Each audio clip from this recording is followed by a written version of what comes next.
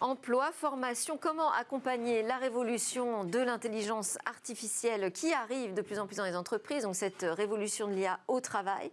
On en parle avec Livia Baillet-Michel, qui est chercheuse, docteur en éducation, carriérologie et éthique, experte en robots sociaux, IA et leurs usages en entreprise. Et vous travaillez au sein du cabinet de conseil en transformation et innovation, Juliette Sterwen.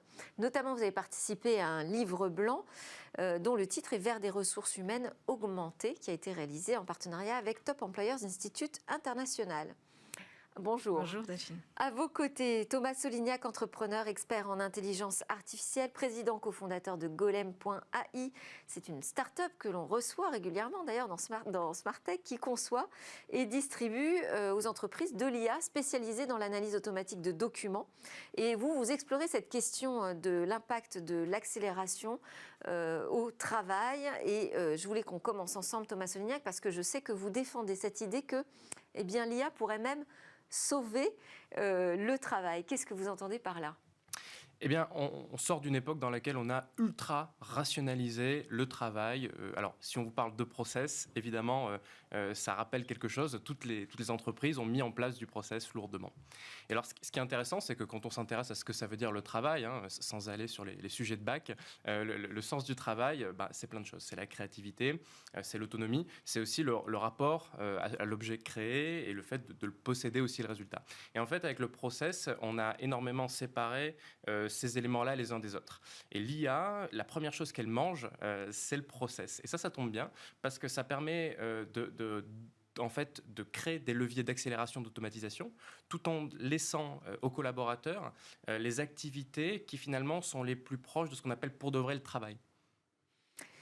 Pour de vrai le travail, mais c'est pas si évident pourtant quand on a une nouvelle technologie qui arrive, ça remet en question nos automatismes à nous finalement, et donc retrouver ce qui est pour de vrai le travail, c'est pas si évident. Comment vous constatez cette transformation, vous, dans les entreprises ?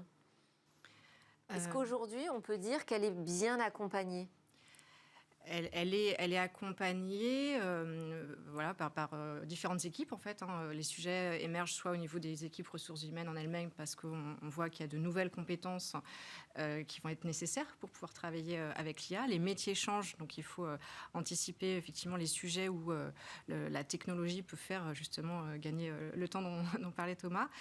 Donc côté ressources humaines, côté équipe projet, il y a des équipes effectivement de conseils dédiés qui vont pouvoir aussi travailler ces sujets. Et puis, les équipes informatiques, les équipes de transformation digitale en particulier aussi, qui ont été créées dans pas mal de structures, notamment dans le secteur des services. Un champ d'intervenants qui est assez important, mais ce n'est pas forcément évident de tout coordonner.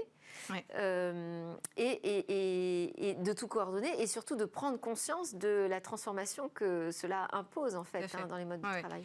Ce qui est en train de changer là depuis 2-3 ans, alors c'est sûr que la pandémie et le télétravail forcé ont pu accélérer finalement la mise en place de technologies. Donc d'un côté pour nous qui les accompagnons, ça a été intéressant de voir qu'on a pu mettre des budgets aussi là-dessus et des moyens techniques. Et du coup, c'est redevenu un sujet aussi de COMEX. Toute la question de la formation, de l'accompagnement, la conduite du changement est devenue un sujet stratégique. Donc ça, c'est la bonne nouvelle. Je voulais vous poser aussi la question à tous les deux. Quand on parle d'IA au travail, de quoi est-ce qu'on parle exactement ? Thomas Solignac. En fait, on parle de logiciels qui ont gagné un certain niveau de complexité qu'on ne voyait pas avant, tout simplement. C'est vrai, quand on parle d'intelligence artificielle, on a beaucoup d'images, parfois un peu fantasmagoriques, qui viennent en tête. En vrai, de quoi parle-t-on ? On parle de logiciels qui aujourd'hui sont capables de gérer de bout en bout, par exemple, des expertises, des actions, des relations, même parfois, sans intervention ou très peu. Où on parle parfois, alors on parle d'automatisation, mais on parle aussi parfois d'assistance, de logiciels qui vont proposer des décisions, qui vont proposer des insights, donc des prévisions, des manières de présenter les choses qui vont permettre de décider. Donc en somme, ce à quoi on assiste, c'est des logiciels qui font des choses qui, auparavant, étaient exclusivement le monopole des collaborateurs. Votre définition de l'IA au travail, à vous, Livia Baillet-Michel ? C'est vrai que moi, j'aime bien revenir sur parfois un malentendu qui est sur la traduction de intelligence artificielle en français, où effectivement vient tout la question de l'intelligence qui pourrait remplacer l'intelligence humaine. Bon, en réalité, intelligence, ça vient de business intelligence en anglais, donc c'est la question de la compréhension. Et donc, c'est ce qu'on utilise au travail, sur le terrain, c'est essentiellement des outils d'analyse et de compréhension des données, donc des prédictions, comme vous le disiez, des outils de la décision. Donc, en RH, par exemple, on va trouver des outils qui permettent d'aller analyser les compétences dans le portefeuille carrière d'un collaborateur, donc des choses qui par exemple n'étaient pas forcément enregistrées dans le SIRH, mais on peut aller chercher de la donnée un petit peu ailleurs, donc dans le parcours, dans les loisirs, dans les centres d'intérêt. Dans la relation client, là on a beaucoup de travaux sur l'analyse de mails, donc ça peut être de l'IA, du traitement du langage, du écrit, de l'oral, du traitement d'images. Donc il y a beaucoup de techniques utiles. Mais il faut toujours au départ quand même lui confier une mission à cette IA, et finalement elle fait un travail d'assistant, hein, on est d'accord. C'est plutôt un assistant qu'un remplaçant aujourd'hui. Oui, alors le mythe du remplacement avec l'IA, c'est un des mythes qui fait le plus peur, et je pense que quelque part, ça sort pas de... Et quand les entreprises viennent vous voir pour récupérer des briques technologiques chez vous, c'est pas leur demande aujourd'hui de remplacer des postes ou des fonctions? Alors, non, c'est un mythe qui malheureusement a la peau dure et en cause peut-être toute une littérature et toute une série de films de science-fiction dans lesquels on voit un grand remplacement par l'IA. Mais non, en fait, aujourd'hui, les entreprises, c'est quoi leur challenge? Bon, elles ont des problématiques sur les talents, sur la formation, sur le fait d'avoir des technologies qui soient green, sur le fait d'avoir des politiques RSE, sur l'inclusion, sur la mixité. Donc, et en même temps, ils ont une concurrence internationale qui est de plus en plus féroce et une transformation qui va à des rythmes qui n'arrêtent pas d'être de plus en plus courts. Donc les cycles de révolution complète de l'entreprise, aujourd'hui, c'est de l'ordre de peut-être quelques années, même dans certains secteurs. Et pour pouvoir résoudre ces problèmes-là, pour pouvoir effectivement se positionner comme une société, une entreprise qui va performer sur ces plans-là, eh bien, il faut des leviers d'action qui soient nouveaux. Et effectivement, il y a plein de pôles, de métiers, de manières de faire les choses dans les entreprises qui aujourd'hui sont coincés. Ils sont coincés entre des ressources disponibles et des objectifs qui n'arrêtent pas d'augmenter exponentiellement. Et en fait, l'IA permet de faire un peu mieux. Elle permet d'émettre un peu moins de CO2. Elle permet d'avoir plus de temps pour passer du temps avec les clients, pour personnaliser la relation, pour se focaliser sur d'autres choses. Donc c'est une ressource nouvelle dont on a terriblement besoin aujourd'hui. Comment est-ce qu'on fait pour que les conditions soient réunies afin que cette IA soit bien acceptée quand elle arrive dans l'entreprise, dans un poste de travail ?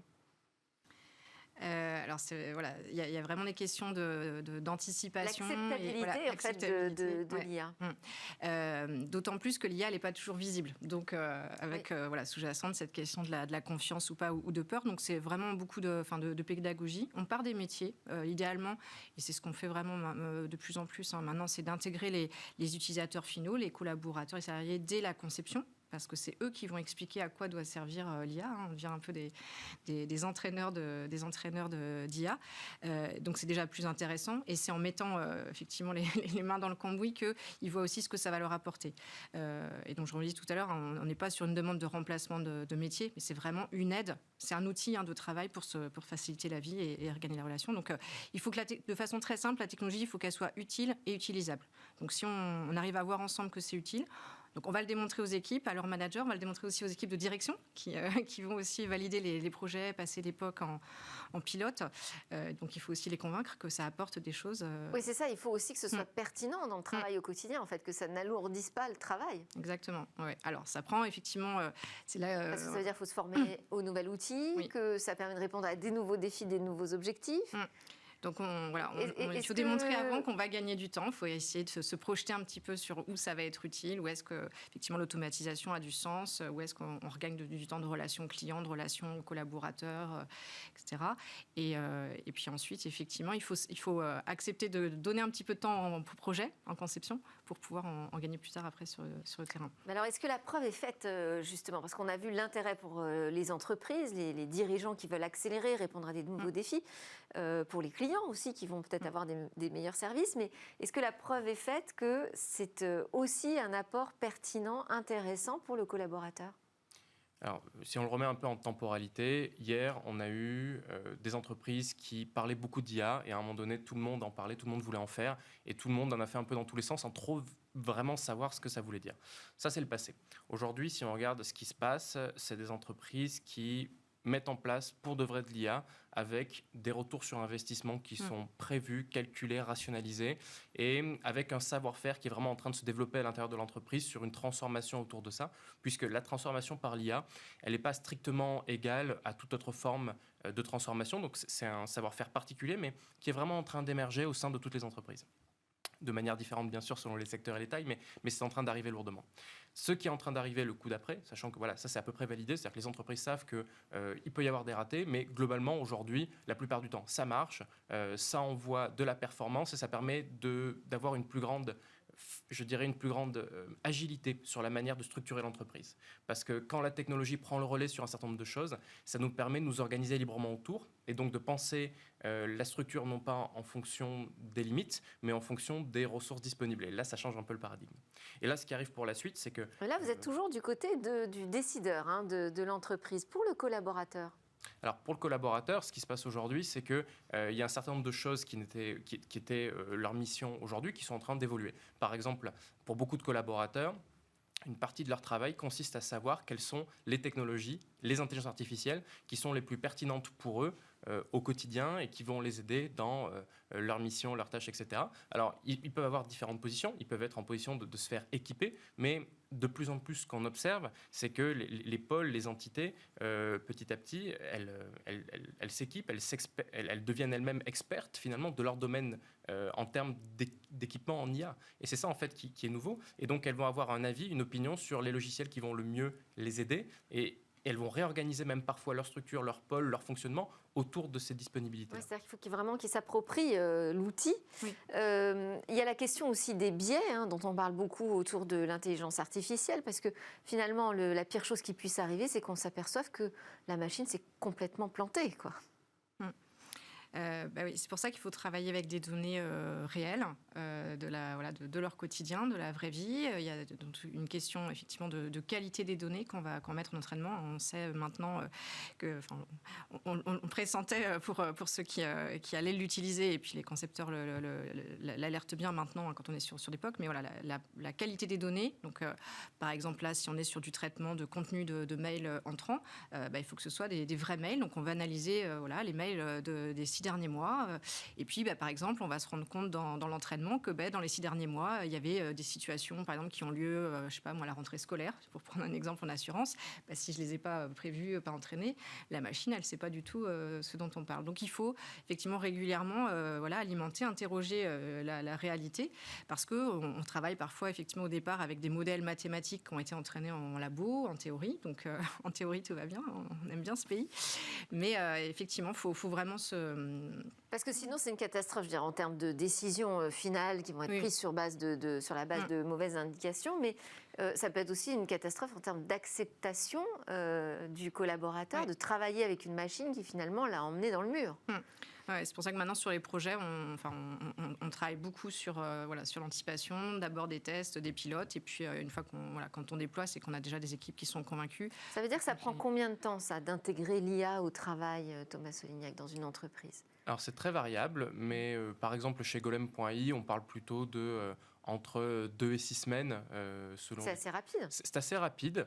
Après, il y a des variables extérieures, c'est-à-dire à un moment donné, on rentre dans des cycles qui sont ceux de l'entreprise. Donc quand toutes les planètes sont alignées, ça peut aller très très vite. Si on est dépendant, on va dire, d'une réalité business qui s'organise, d'un budget, d'autres éléments, ça peut être un peu plus long, mais dans l'ensemble, ça va très vite.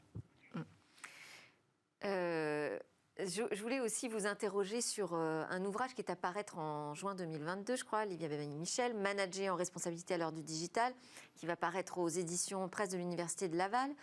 Vous êtes occupé d'un chapitre en particulier sur l'intérêt d'utiliser l'usage des robots sociaux dans le secteur tertiaire. Parce que quand on parle d'IA, donc on parle d'assistants, de logiciels, mais ça peut aller jusqu'aux robots matérialisés.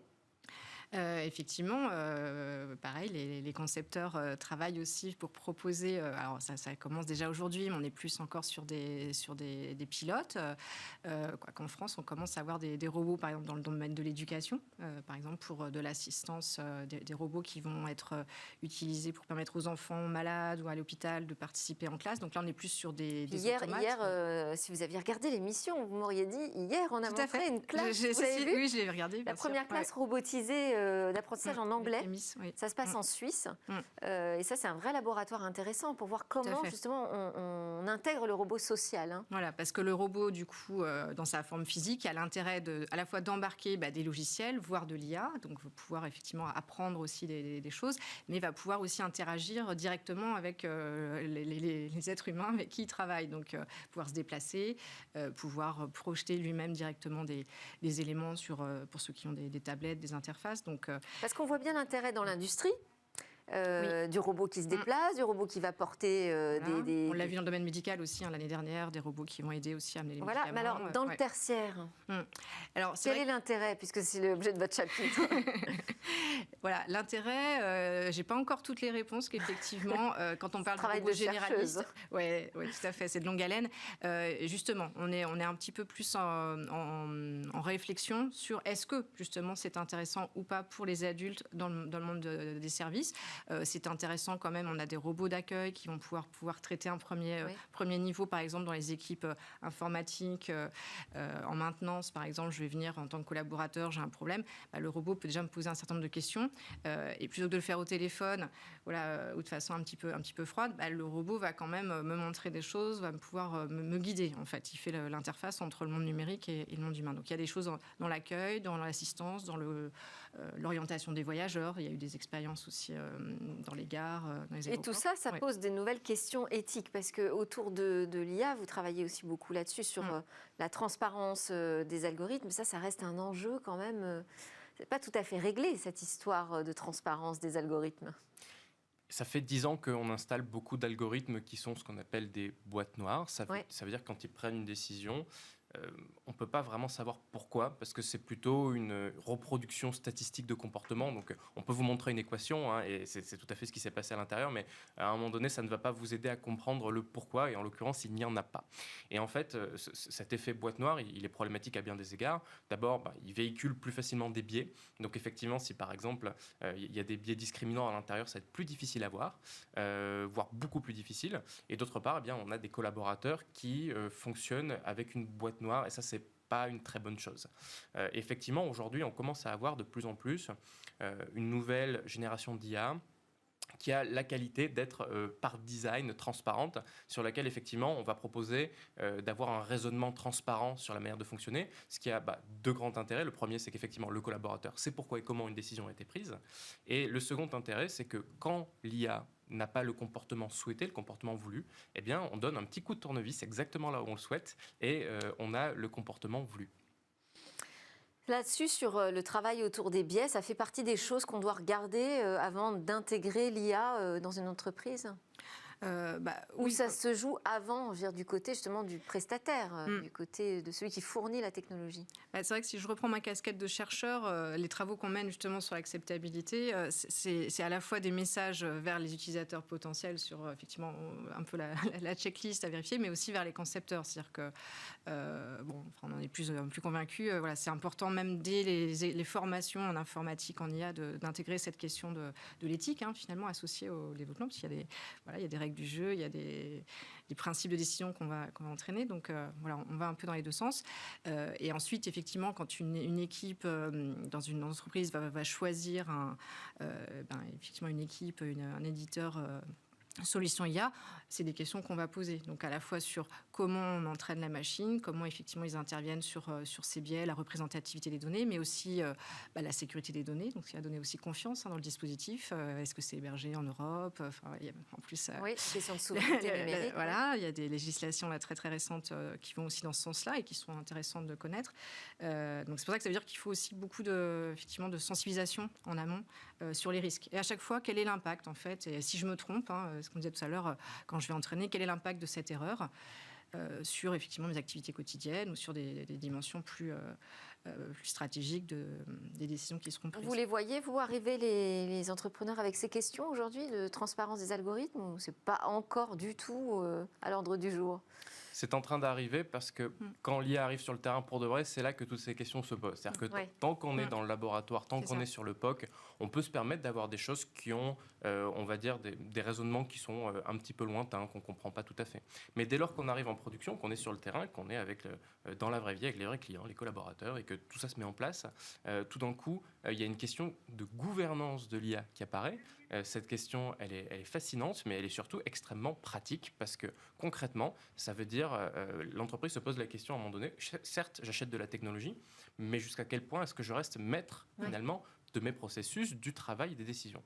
Et pour toutes les entreprises, le monitoring, l'observabilité et la maîtrise des process, c'est quelque chose d'absolument clé. Donc la question se pose dès aujourd'hui. Alors, je voulais qu'on aborde aussi la question de la formation, parce que y a l'IA qui arrive au travail, donc qui pose des questions de formation continue, presque au sein de l'entreprise, mais il y a aussi la question de la formation en amont. Qu'est-ce qu'on fait de bien et qu'est-ce qu'on doit améliorer aujourd'hui en matière de formation, selon vous? De formation à développer des solutions d'IA ou Non, de formation du collaborateur pour se préparer à ce nouveau métier qu'il va partager avec une IA.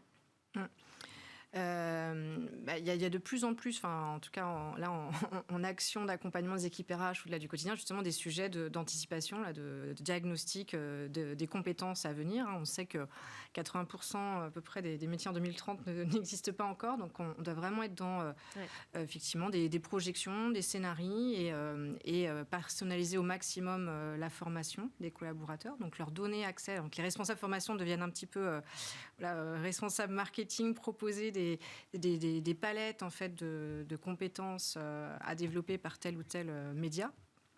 Et puis, il faut aussi, on forme de plus en plus les managers, justement, à pouvoir être vraiment des guides au quotidien. On a les bons outils aujourd'hui de formation en IA, Thomas, peut-être là-dessus aussi?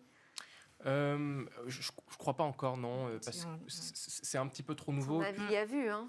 On fait ensemble. C'est en train d'arriver, puis voilà, c'est la place aussi effectivement de tous ces sujets de conduite du changement, etc. Parce qu'en fait, fondamentalement, l'enjeu c'est quoi? C'est de dire bon voilà, il y a des outils dans l'environnement, il faut les maîtriser, il faut être en symbiose avec. C'est pour ça qu'on a toute l'apparition de ce qu'on appelle, par exemple, le low-code ou le no-code, qui finalement est la question de se dire on a des outils qui arrivent, comment est-ce qu'on les configure si on n'est pas programmeur, sachant que le programmeur, c'est une ressource rare. Donc, et pour autant, on ne peut pas limiter au programmeur le fait d'interagir avec ces logiciels-là. Voilà. Donc, il y a ce premier sujet qui est comment les configurer. Puis, il y a aussi le sujet de comment être alerte, comment effectuer une veille constante sur ces sujets-là et finalement être en état d'expertise là-dessus aussi. C'est beaucoup en situation qu'on se forme. C'est-à-dire, on va avoir un projet concrètement et donc on va mettre toutes les équipes pertinentes autour de la table. On se forme ensemble, retour d'expérience d'autres entreprises qui ont déjà réussi leur POC, et puis on partage. En tout cas, c'est un vrai sujet pour France Compétences aussi, pour tous ces organismes publics qui travaillent à la formation des collaborateurs et de ceux qui veulent le devenir, que ce soit à travers Pôle emploi ou même en amont chez les jeunes. Je ne suis pas sûre qu'on soit vraiment très outillés aujourd'hui pour se préparer à l'IA au travail. C'est donc une conversation qu'on prolongera dans Smart Tech. Merci à tous. Merci Thomas Solignac, président cofondateur de Golamia, et Livia Baillet-Michel, manager chercheuse au sein du cabinet Juliette Sterwen, cabinet de conseil en transformation numérique. On se retrouve juste après la pause dans Smart Tech. On va parler d'une femme entrepreneur dans la tech.